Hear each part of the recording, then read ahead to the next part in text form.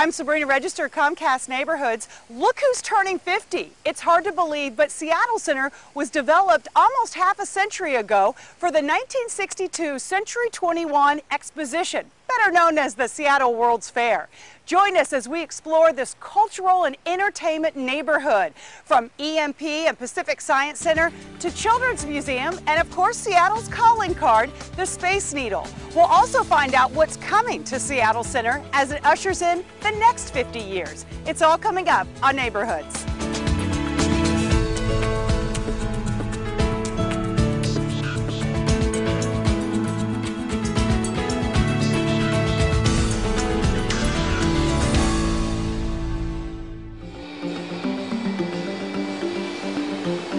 Seattle Center is a neighborhood like no other.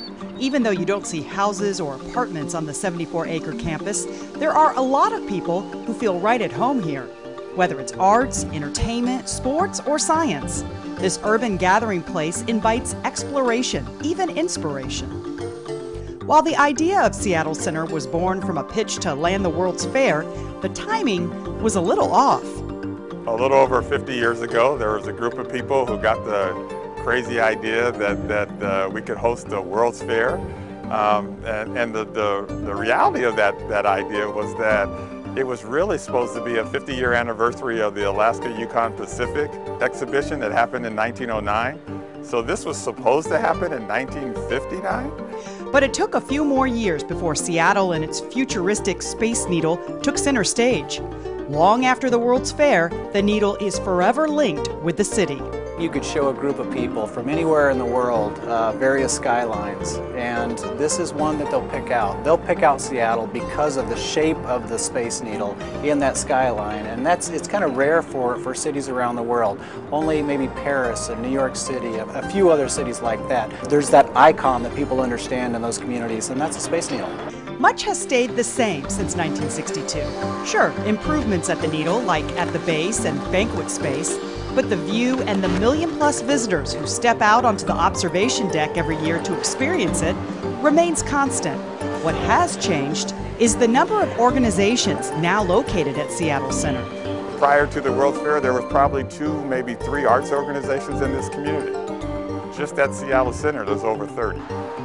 That includes 7 theaters to see plays and performances, from Seattle Repertory Theater to Seattle Children's Theater. There's a wide array of artistic offerings. One organization that lets science be the star of the show. So tell me, what happens when you take something, let's say water, and you get it really cold? The Pacific Science Center. Put water in the freezer. In 1962, when the World's Fair opened, this was the U.S. government's science pavilion.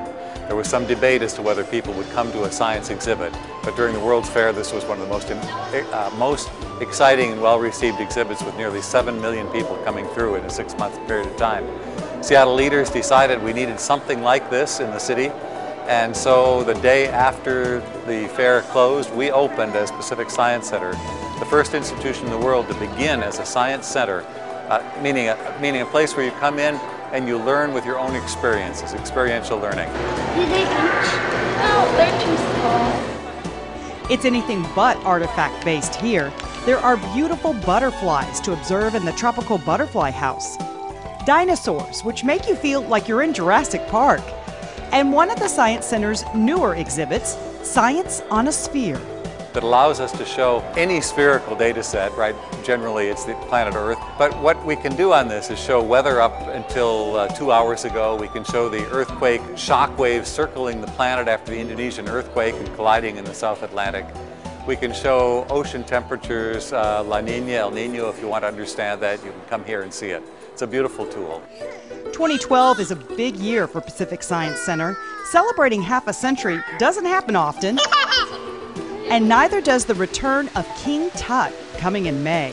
If it's been a while since you've been here, remember, people with curiosity never get old.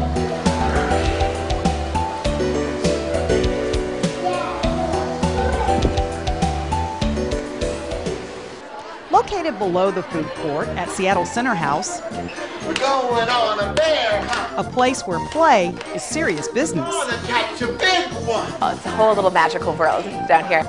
This magical world is the Children's Museum. where imagination and curiosity become your guide.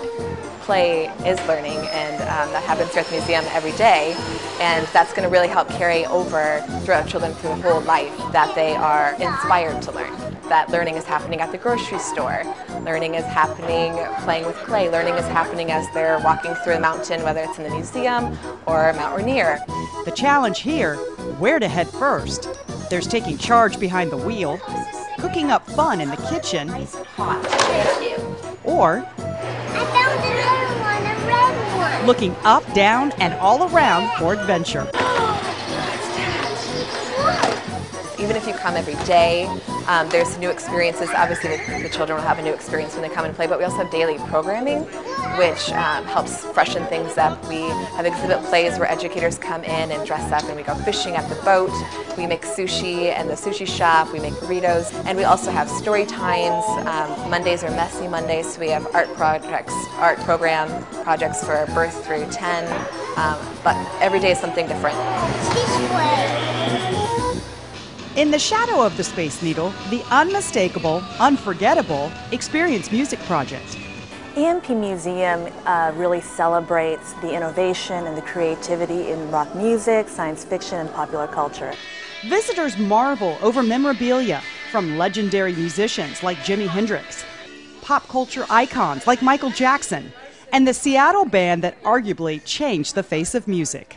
You can't be a music museum in Seattle and not pay tribute to Nirvana. The exhibition gives them a unique look inside the band. It's not just about their music, it's not just about the tragedy of Kurt Cobain and the band, but it really is about the personality, about these guys who loved music, who loved doing things differently, and they just didn't expect the explosion and their popularity, really. Nirvana, taking punk to the masses, reveals personal items that have never been seen before. This is the first guitar Kurt Cobain ever smashed at a show in a dorm room at Evergreen State College. The exhibit also includes pieces from the Nevermind years. Another must at the museum, Avatar, the exhibition, based on James Cameron's blockbuster film. What Avatar, the exhibition does is it takes people behind the scenes. It takes people into the actual world building of Pandora, how Cameron worked with botanists and linguists to create the language, to create the plant life, the animal life. It was completely original, and it was completely his vision. And so we go behind and take visitors into this world before it was actually realized. Move your arms around, watch yourself on the screen. Be sure to stay inside the yellow line. So dance if you want. Here's your chance to act and create your own avatar. Whether it's checking out a tower of guitars, seeing Sky Church, the world's largest indoor video screen for the first time, or performing on stage, EMP lets adults let loose and release their inner rock star. While some of the attractions at Seattle Center cost money, many cultural happenings here are free. Our flagship and the thing that we're most proud of is the Festal series. It's 21 different cultural festivals where it gives an opportunity for different segments of our community to highlight and showcase their culture. And we do it here at Seattle Center as the community space, and so that it can be exposed to the broader community. There are also complimentary concerts at the mural in conjunction with KEXP. So what does the future look like at Seattle Center? Seattle International Film Festival, or SIFF, recently moved in and opened its film center, a destination for diverse film experiences. And next to the Needle, the highly anticipated Chihuly Garden and Glass exhibit will be unveiled on the 50th anniversary of the Seattle World's Fair. It really represents this amazing local artist that we have in Del Chihuly, and he's bringing the biggest work that he's ever done anywhere in the world right here to the Seattle Center campus. And there's just no missing that magic, that energy here is going to be something that guests are coming from around the world to see. Putting this neighborhood back in the spotlight once again. For Neighborhoods, I'm Sabrina Register.